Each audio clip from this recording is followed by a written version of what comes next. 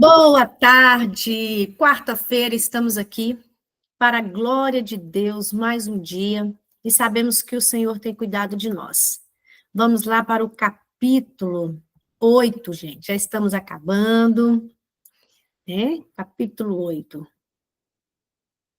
Vê se está compartilhando certinho. Tá sim. Isso aí. Capítulo 8. Certinho, né? Então vamos. O medo do homem. O medo do homem nos leva a buscar agradar aos homens em vez de agradar a Deus. Uma pessoa que possui uma raiz de rejeição pode facilmente cair na armadilha de querer agradar aos homens. Queremos agradar as pessoas porque isso nos impedirá de sermos rejeitados. Será verdade? Essa é uma área enganosa e perigosa. Primeiramente, se essa é a maneira como você obtém amigos, isso é o que terá de fazer para conservar tais amizades. Um estilo de vida agradando aos homens que nasce por causa do medo do homem e do medo da rejeição é uma escravidão terrível. Neste capítulo, eu gostaria de ajudá-la a perceber que ser alguém que agrada aos homens em vez de agradar a Deus é pecado. Talvez você nunca tenha pensado nisso dessa forma. Romanos 14, 23 diz: aquilo que não procede da fé é pecado. Enquanto agradava aos homens, certamente eu estava operando pelo medo do homem e não pela fé em Deus. O que é pecado? Se você estudar a palavra pecado, descobrirá que o seu sentido literal é errar o alvo, não atingir a vontade de Deus, e a vontade de Deus que sigamos a direção do Espírito Santo e não a exigência das pessoas. Certamente, isso não significa que nunca podemos fazer o que alguém quer de nós, mas significa que a vontade de Deus para nós deve ser sempre em primeiro lugar.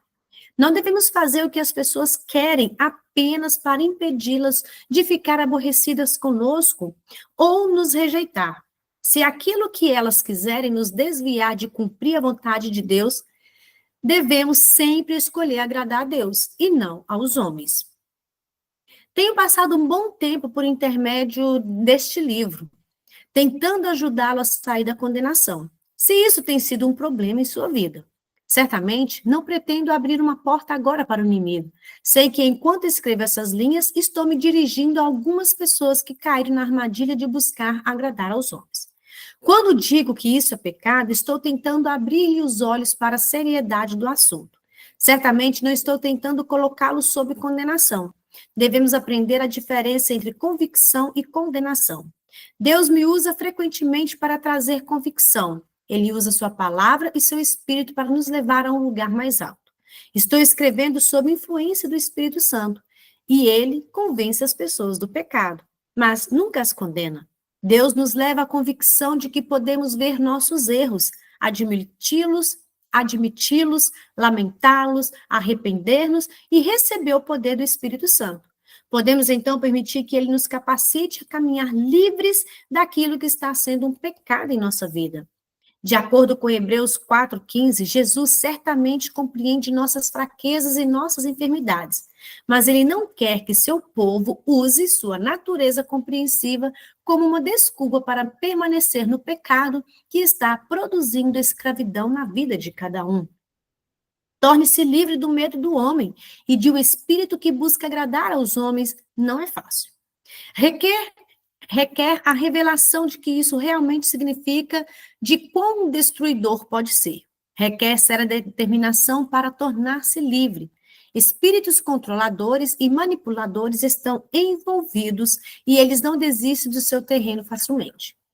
Por anos, eu me desculpava e fazia pouco ou nenhum progresso porque dizia a mim mesma: simplesmente não posso fazer isso. Fui abusada e simplesmente tenho esses medos e nada posso fazer a respeito.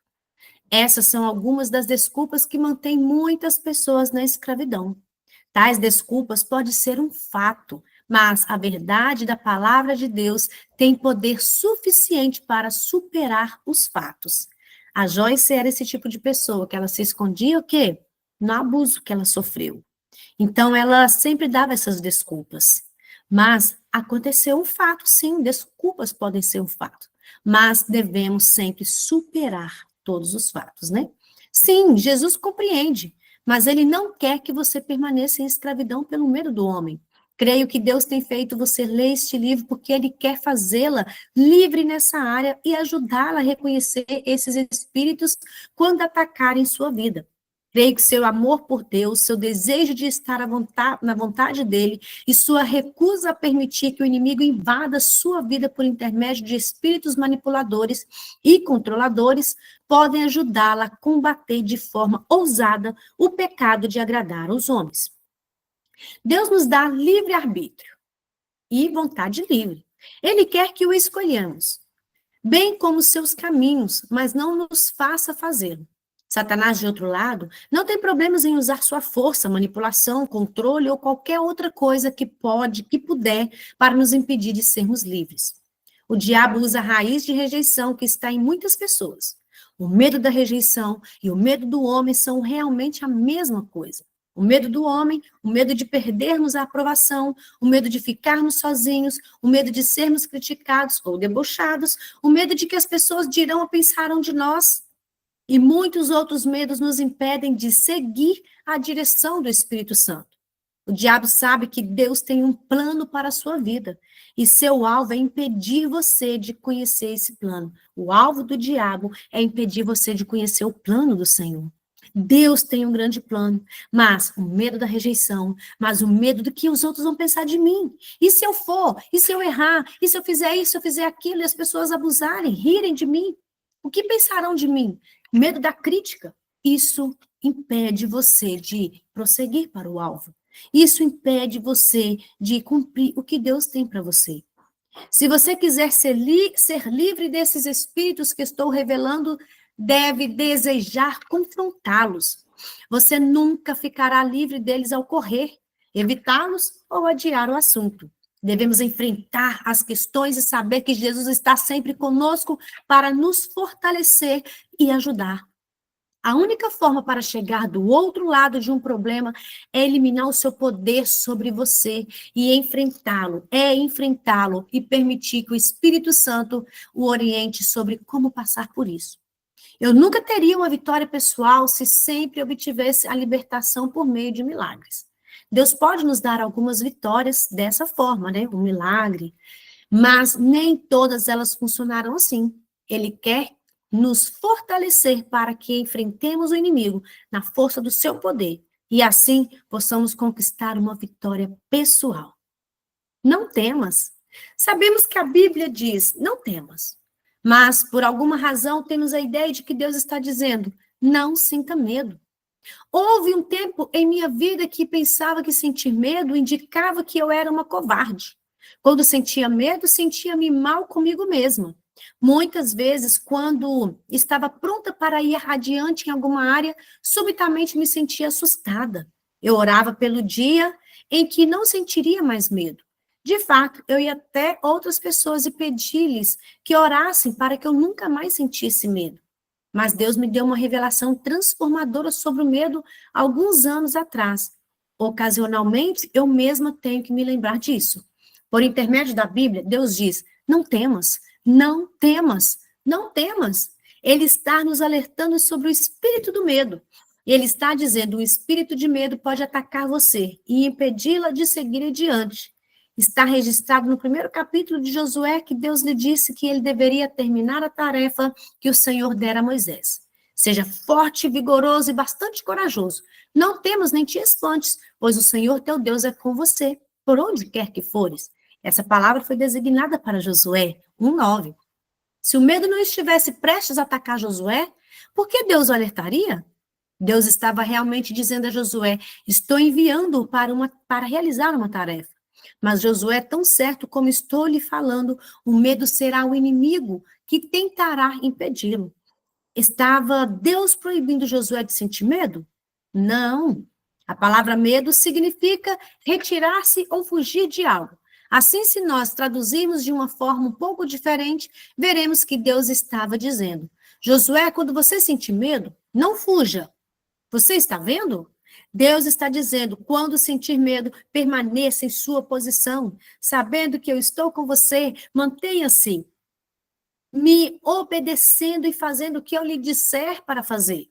Isso é muito diferente de Deus dizer, você não pode sentir medo, e se fizer, será um grande covarde. Não é isso que Deus está falando conosco, né?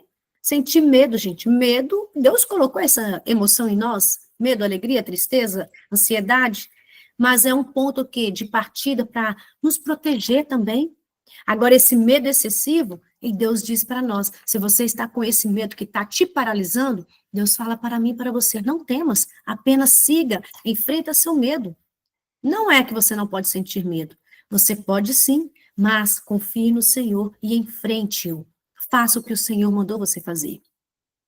Quais são algumas das reações físicas produzidas pelo medo? Tremedeira, palpitações de coração, boca seca e transpiração excessiva. Algumas pessoas até dor na barriga, né? Não encontro lugar algum na Bíblia que Deus diga, Joyce, não transpire, não trema, não estremeça. Seu coração não deve palpitar quando você estiver em situações novas ou difíceis. Você já percebeu que o espírito de medo tenta mantê-lo em escravidão quando você encontra algo novo? Quando você tenta obter liberdade em sua vida, um espírito de medo tentará mantê-lo na escravidão. Quando chega o dia de Deus para que você seja livre, é tempo de enfrentar a pessoa ou a situação que a amedronta. É tempo de você caminhar até essa pessoa e conversar com ela, mesmo assustada. É tempo de começar a crer de forma diferente a respeito de si mesma. O medo tentará mantê-la na escravidão. A única forma de chegar do outro lado é fincar os pés, manter a sua face firme e dizer: eu sei que ouvi a Deus e vou seguir adiante. Né? Por quê? Porque nós estamos prosseguindo para o alvo. Então, não precisamos ter medo. Estamos prosseguindo para o alvo. Como as pessoas pensam e reagem? Quando conversamos sobre medo do homem, o que realmente tememos? Tememos o que as outras pessoas vão pensar. Pense sobre isso. O que os pensamentos de outra pessoa podem nos fazer? O quê? Vocês já pensaram? O que a outra pessoa pensa pode nos fazer? Contudo, quantas vezes nos dobramos diante do inimigo simplesmente com base naquilo que alguém está pensando? A maior parte do tempo, nem realmente sabemos o que os outros pensam. Mas a raiz de rejeição sempre fará você pensar no quê? No pior. Permitimos que o diabo diga o que eles pensarão se você fizer isso? Se você se levantar, se tentar fazer isso, se falhar, o que todos vão pensar? Eles pensarão que você não ouviu a Deus. Eles pensarão que você é um fracassado, uma fracassada. Eles pensarão isso, pensarão aquilo. Eles pensarão algo mais. Por que devemos deixar que os pensamentos dos outros governem nossa vida? Se eles têm um problema, pensarão o que quiserem a nosso respeito. Não importa que façamos. Fazendo ou não, alguém vai pensar a nosso respeito. E daí? O medo do homem é do que os outros pensarão, mas é também do que os outros dirão dele e farão a respeito dele. Penso que também tememos o que as pessoas não dirão ou farão. Se eu fizer algo e você não gostar, então me rejeitará e não mais terei seu relacionamento e sua amizade. Você não conversará mais comigo ou prestará atenção em mim. Então terei de lidar com a dor da rejeição. Mostrarei a você, por meio de alguns versículos da Bíblia, que Satanás usa esse medo da rejeição para manter as pessoas fora da vontade de Deus. Observe o que Paulo diz em Gálatas 1:10. Porventura, procuro eu agora a favor dos homens ou de Deus? Ou procuro agradar a homens? Se eu buscasse popularidade entre os homens, não seria servo de Cristo, o Messias. Nós realmente gostaríamos de ser populares, não é mesmo? Nunca fui muito popular na escola, mas queria que todos os meus filhos fossem populares. Isso também não funcionou. Algumas vezes queremos coisas por motivações erradas. Eu queria que minhas filhas fossem tratadas como rainhas e animadoras de torcida, e meus filhos fossem tratados como príncipes encantados e craques de futebol. Eu me angustiava porque eles e elas realmente não tinham muitos amigos ou namorados. Mas um dia o Senhor me mostrou: você quer isso para eles porque você nunca o teve.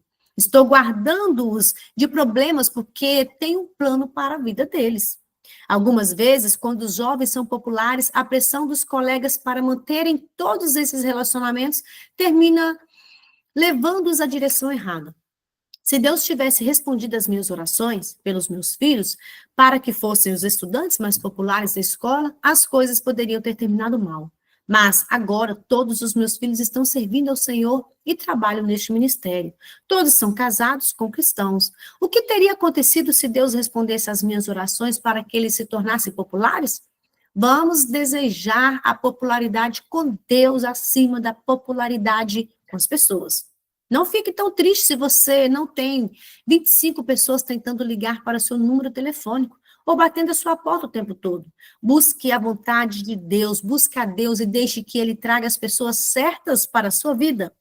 Uma vez que você entrou em um relacionamento, deverá mantê-lo, e isso faz com que pessoas populares sofram muita pressão por tantos relacionamentos. Anos atrás, antes de estar no ministério, eu pertencia a uma igreja. Havia um grupo de pessoas do qual eu queria participar. Eu me esforçava e conspirava, armava situações e manipulava, fazia favores e impressionava as pessoas até entrar naquele grupo.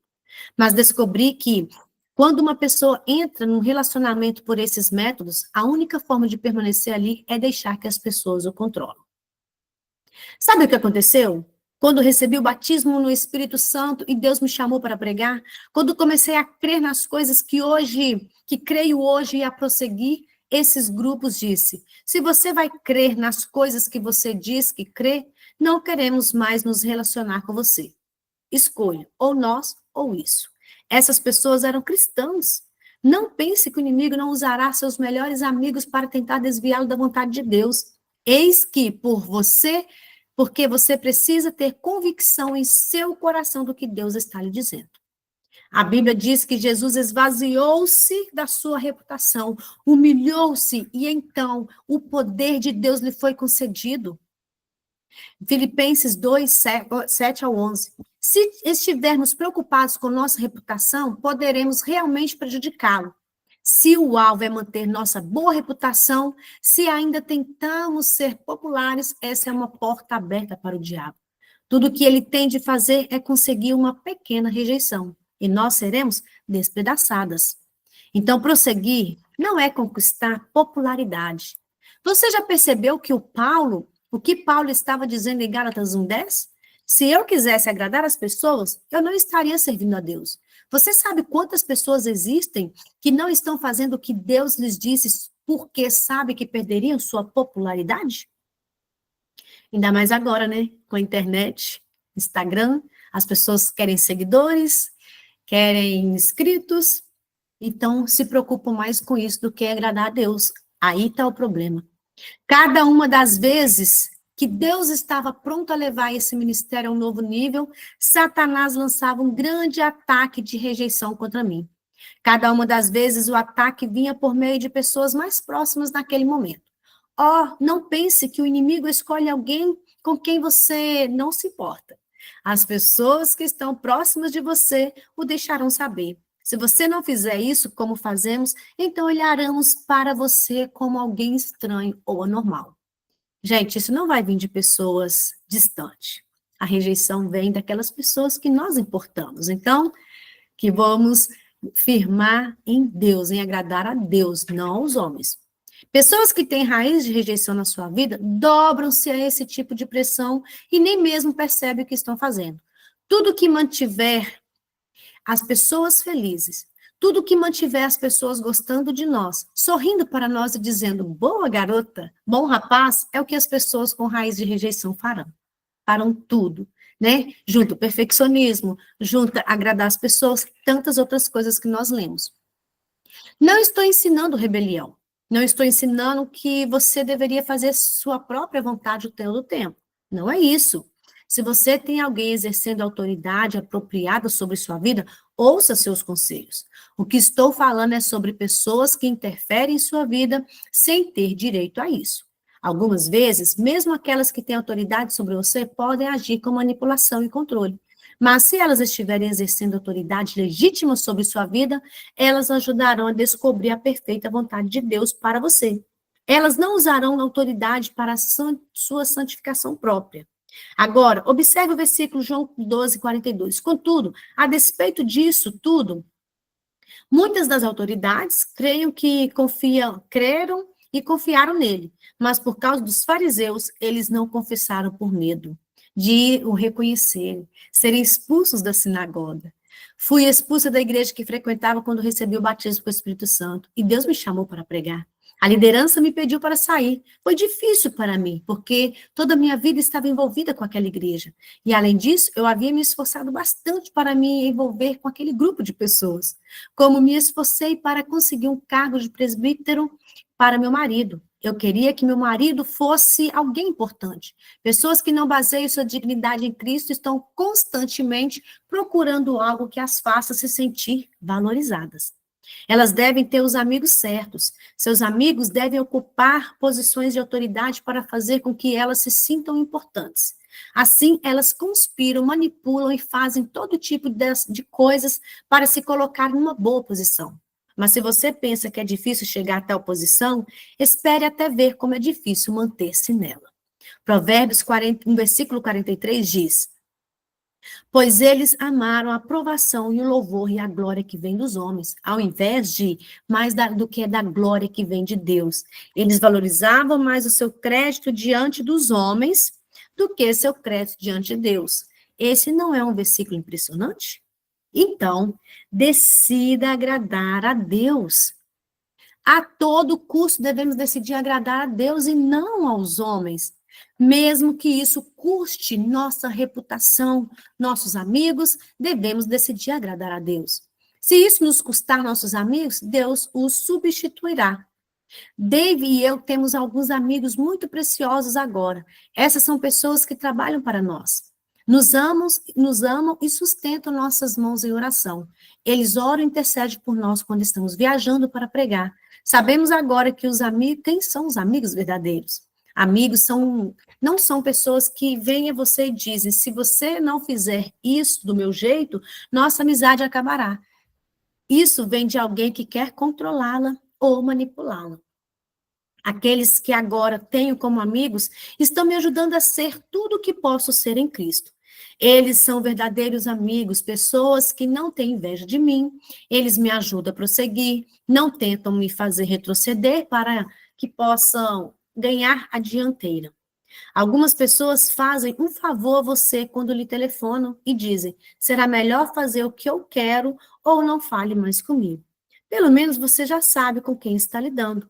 Mas, muitas vezes, o controle está por trás dos bastidores. Talvez seja algo sutil, como um olhar de desaprovação. Esse olhar de desaprovação pode nos levar a mudar completamente nossos pensamentos e seguir em outra direção.